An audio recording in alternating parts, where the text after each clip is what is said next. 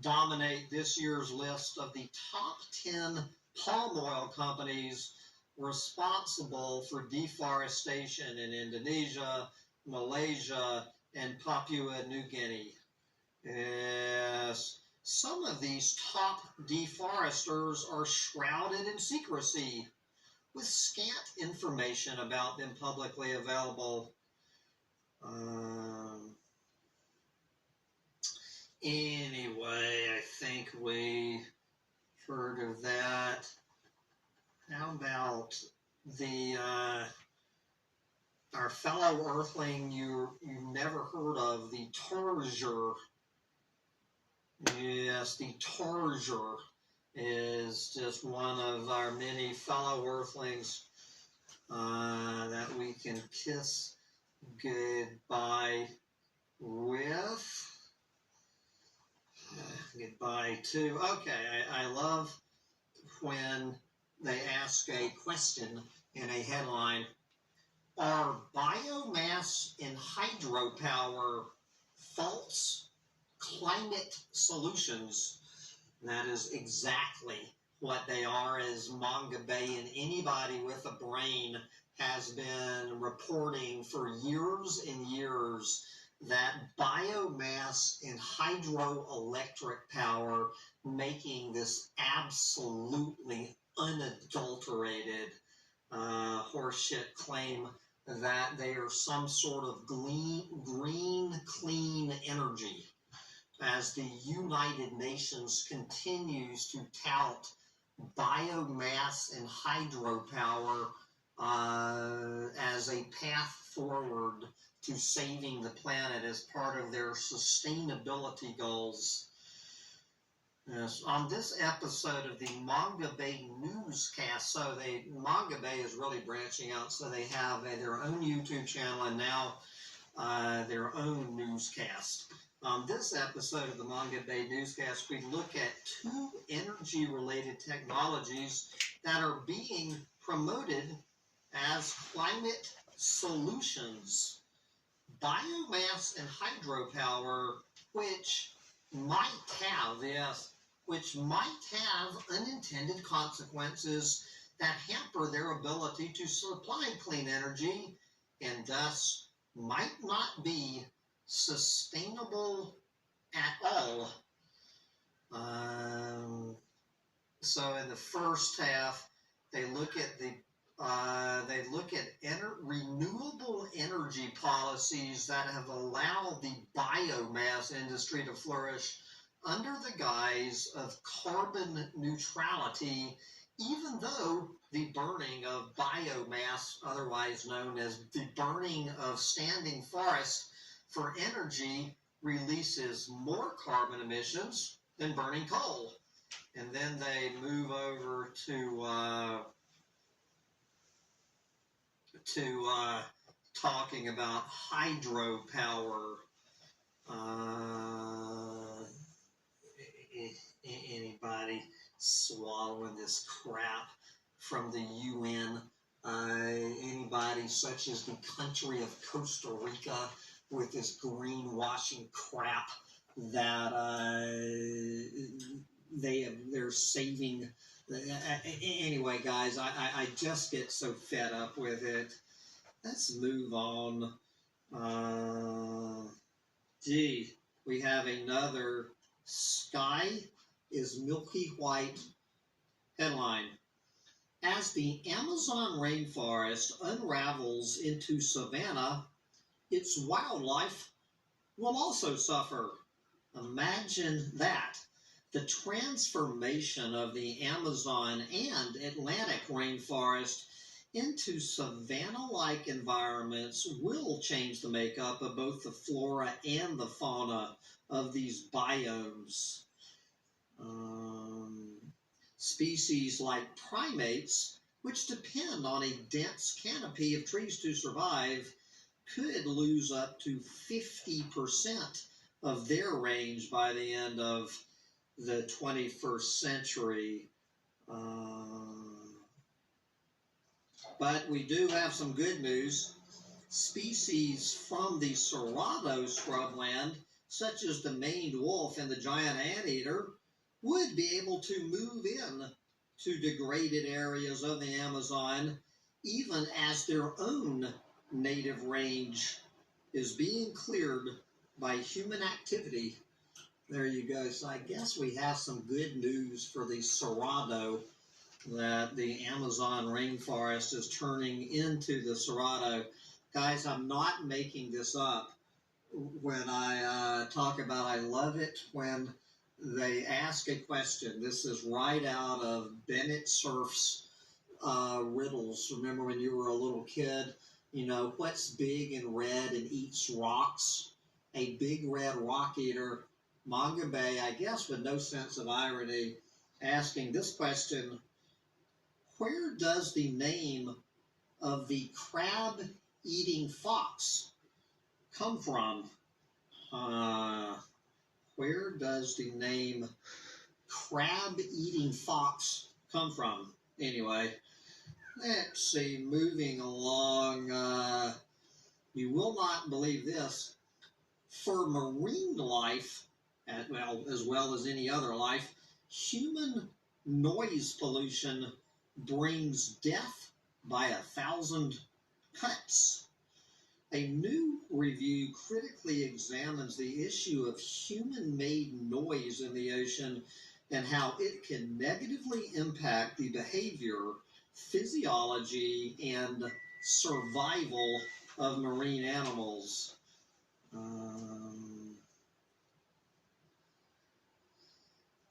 Do you think so? Yes. Okay. My computer is bouncing all around. Good Lord. Let's see. We were talking about as nature declines, so do our fellow earthlings. How about as nature declines, so does human quality of life? Yes. Researchers working with the Intergovernmental Science Policy Platform on Biodiversity and Ecosystem Services reviewed more than 2,000 studies to determine how environmental decline is affecting human well-being. The study found, quote, unambiguous declines in quality of life related to half of the categories of nature's contributions to humanity. Yes. Here is the continuing debate on whether mining and deforestation are leading to all of these deadly floods in Indonesia. Yes. So since the floods, with all of this flip-flopping and finger-pointing, the Indonesian government now says it plans to reforest watersheds in Borneo, blah, blah, blah, and compel coal mining companies to rehabilitate their abandoned mines there in response to recent deadly floods. Pit mines have degraded large swaths of the region's watershed, undermining the ability of the land and rivers to absorb heavy rainwater runoff. Yes. While if you remember from last week, while the Environment Minister initially denied this, her office has now indicated it was aware of the problem at least 5 years ago and will do more to get companies to rehabilitate their abandoned mines. Yes. Even if it succeeds, however, experts agree that restoring forest from abandoned mining sites is unrealistic in any tangible time frame. Yes. So this is looking at this new coup in Myanmar and wondering how this new, the new boss looks like the old boss is going to affect the troubled forestry sector in Myanmar. Well, you better believe that the planet eaters are going to take full advantage of all of this,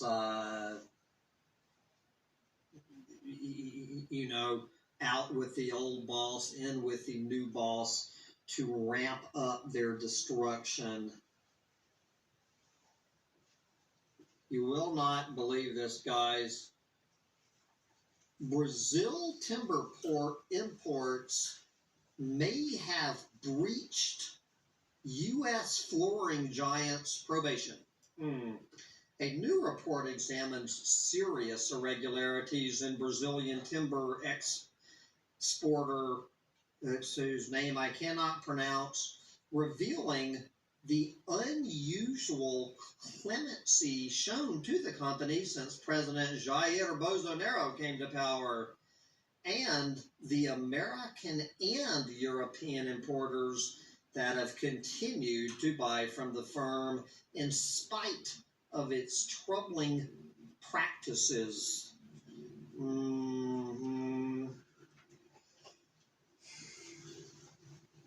So they're really calling out LL Flooring.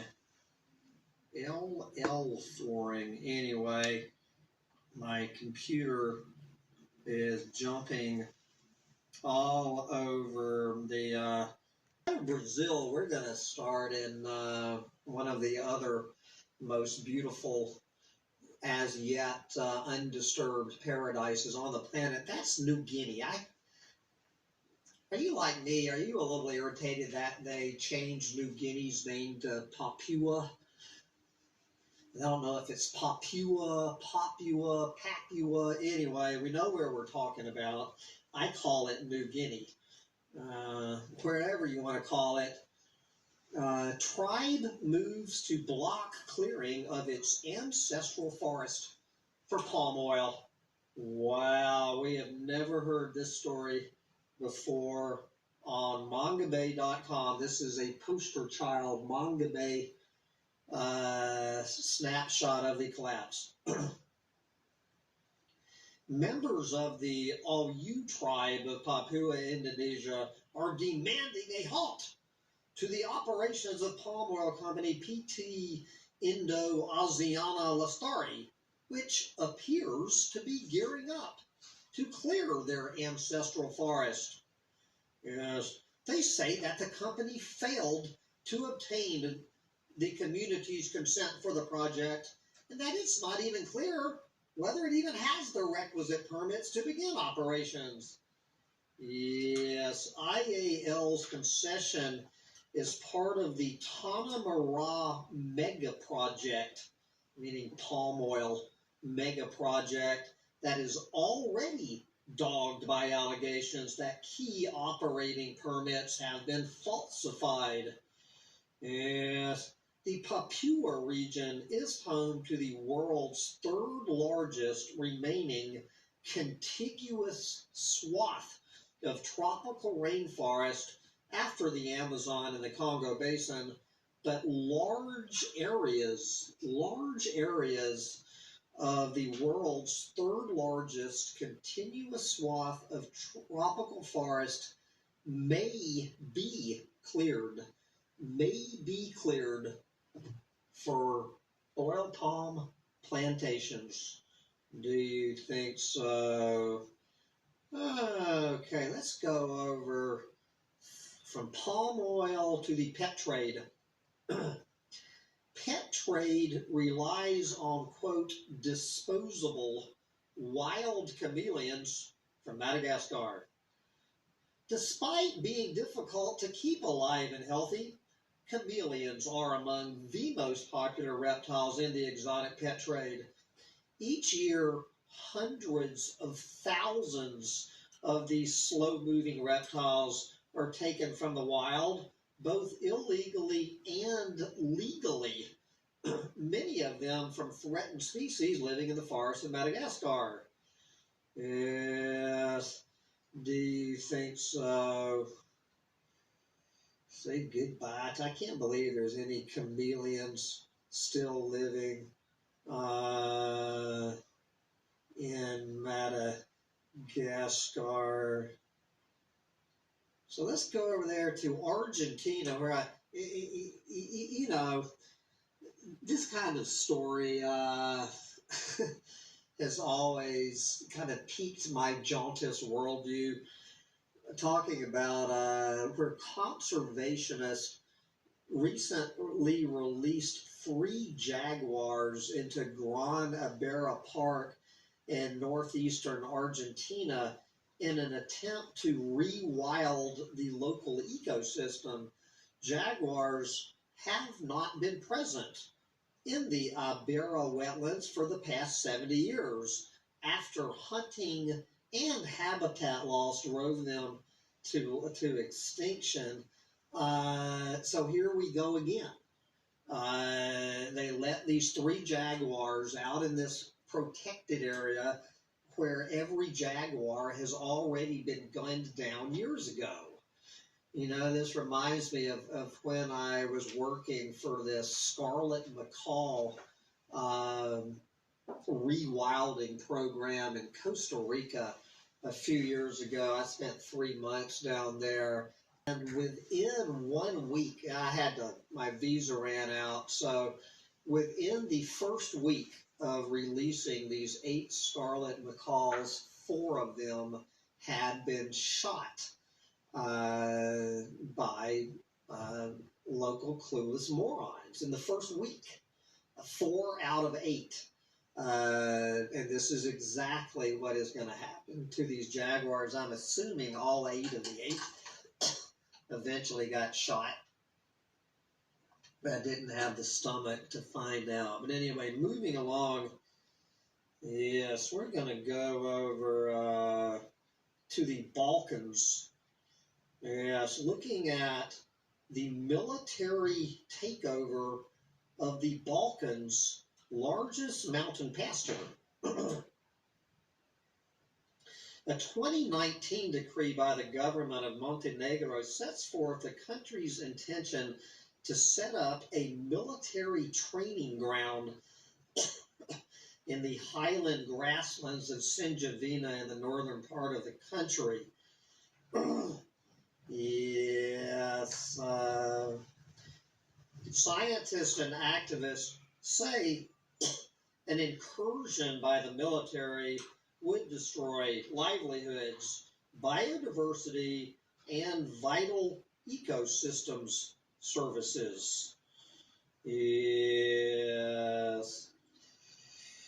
You think so? The military taking over its own country. Okay, from the Balkans, Highlands to the we're gonna that one gets too complicated too.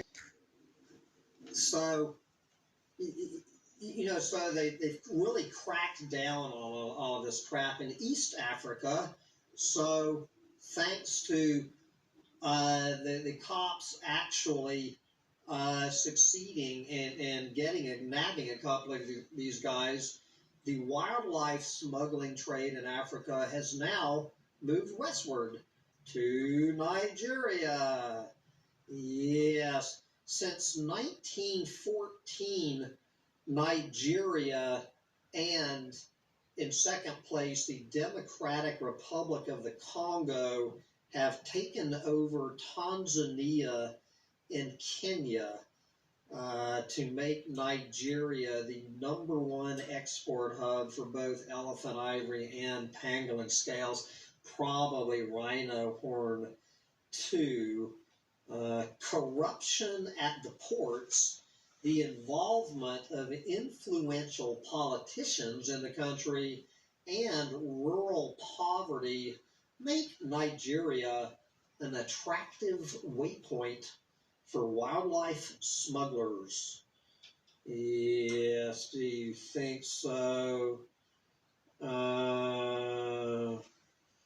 Okay, we're going to skip over the C word today. All right, what's going on with environmental assassinations? Environmental assassinations are bad for business, new research shows. Well, they've been pretty good for business for the past, well, at least 500 years. To sleep in a bed on fire, a change must come, no matter how. There's no return. Ashes to ashes, dust to dust, but everything will.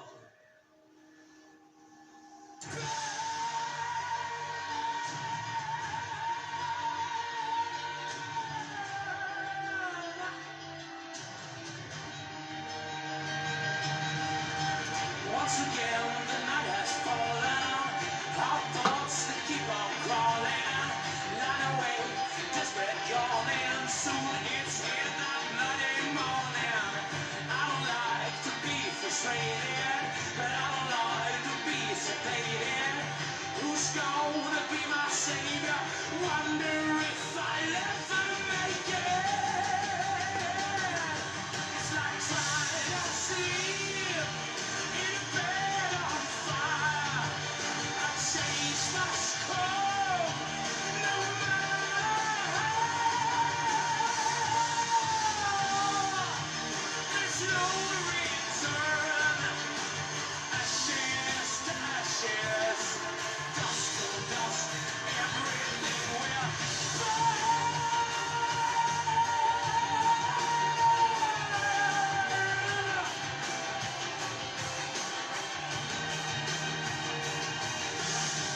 I could choose some hibernation, pianist, leather spaceman.